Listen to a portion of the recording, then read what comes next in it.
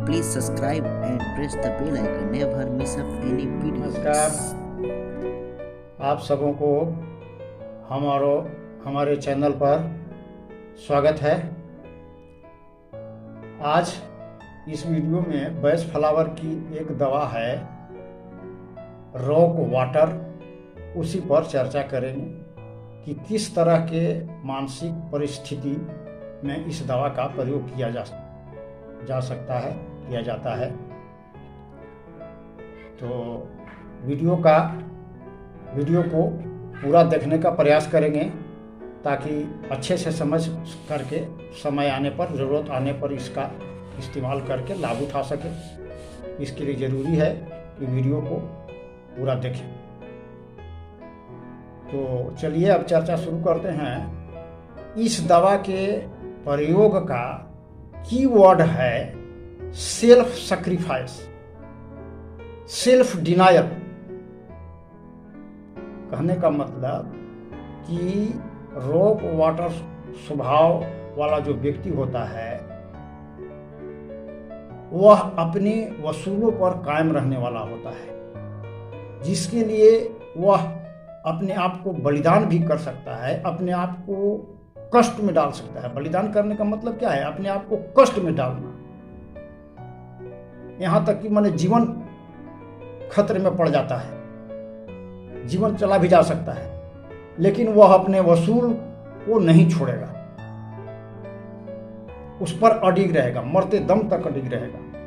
इस तरह के स्वभाव वाला होता है रॉक वाटर स्वभाव का व्यक्ति। अपने वसूल पर कायम रहना, सच्चाइयों पर कायम रहना, समाज के लिए, देश के लिए, परिवार के लिए कल्याणकारी है।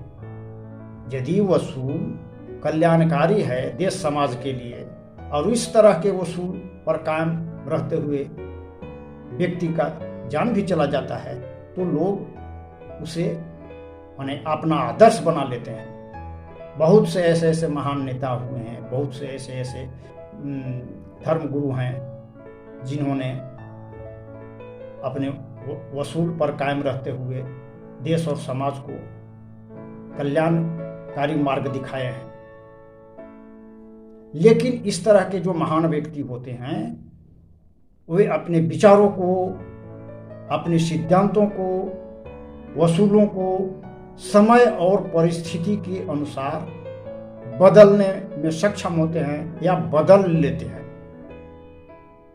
लेकिन रॉक वाटर स्वभाव का, नकारात्मक स्वभाव का जो व्यक्ति होता है वह किसी भी परिस्थिति में अपने वसूलों पर कायम रहेगा, उसको त्यागेगा ही नहीं, चाहे उसकी जान भी क्यों चली जाए।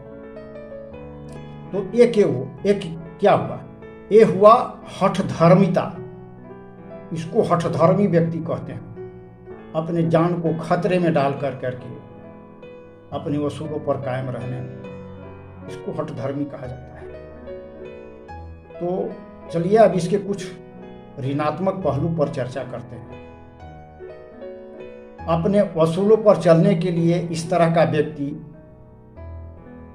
अपने शरीर को, अपने मन को बहुत कठिन परिस्थिति से गुजारने के लिए भी तैयार हो जाता है। अपने वसूलों पर हठधर्मी से चलने के लिए, हठधर्मिता से चलने के कारण माने इसके जिंदगी में कोई खुशी ही नहीं रहती है, खुशियों को भी त्याग देता है। अंतरात्मा से इसके अंतरात्मा पर वसूलों की बोझ पड़ी होती है, यानी कि इसकी बुद्धि और विवेक वसूलों के बोझ से दबे होते हैं, दब जाते हैं। इस तरह के इसका स्वभाव होता है। इसका उद्देश्य बहुत ही ऊंचा होता है, जिसे प्राप्त करने के लिए बहुत अनुशासन और कठिनाइयों की जरूरत होती है। इस तरह के इसका वसूल होता है और जब यह असफल हो जाता है तो बहुत दुखी होता है। उस तरह के अनुशासन और ध्येय रखने के कारण जब उद्देश्य प्राप्त नहीं होता है तो यह बहुत दुखी रहने लगता है। तो कहने का मतलब कि अपने हठ धर्मिता के चलते अपने को कष्ट में डाल लेता है। धीरे धीरे धीरे धीरे धीरे इसके शरीर में बीमारी घर कर लेता है। तो इस तरह क्या होता है, इसका स्वभाव, ये धार्मिक व्यक्ति है तो इसका पूजा पाठ करने का विशेष ढंग होता है, अलग ढंग होता है, और किसी भी कारण से जब इसका नियम भंग होता है तो वह बहुत दुखी रहने लगता है। तो ये सब चीज है, आप आदमी को परिस्थिति के अनुसार, समय के अनुसार ढाल ले, तभी तो वह खुशी रह सकता है। लेकिन ये ऐसा बात नहीं है। ये इस तरह के जो व्यक्ति होते हैं वे अपने वसूल पर ही अडिग रहते हैं, चाहे कुछ भी कष्ट हो, चाहे कुछ भी हो। तो इसी सिलसिले में हमें एक व्यक्ति का याद आया जो बहुत ही धार्मिक प्रकृति का है। जाड़ा हो, गर्मी हो, बरसात हो, वह 1 माइल, ये करीब करीब 1.5 माइल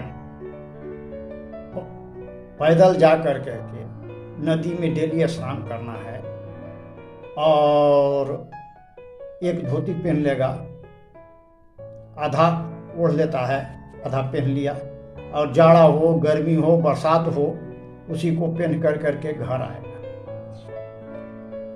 तो एक बार हमने खूब जाड़े के दिनों में देखा कि वो व्यक्ति आ रहा था। तो मुलाकात होने पर मैंने कहा कि भाई कम से कम इतनी ठंड है तो एक ठो चादर ओढ़ लो। तो उसने कहा कि ना, ये सब भगवान के अथी है, कुछ नहीं होगा, भगवान के दया से हम सब समय ऐसे ही चलते हैं। तो वह निश्चित रूप से रॉक वाटर स्वभाव वाला व्यक्ति था। उतनी ठंड के दिनों में,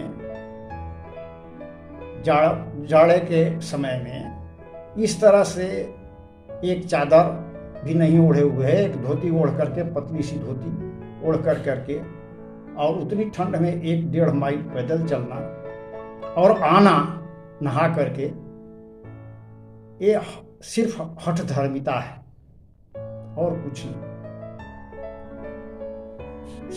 मैं उसको कहा कि भाई शरीर ठीक रहेगा तभी तो धर्म का पालन कर पाओगे।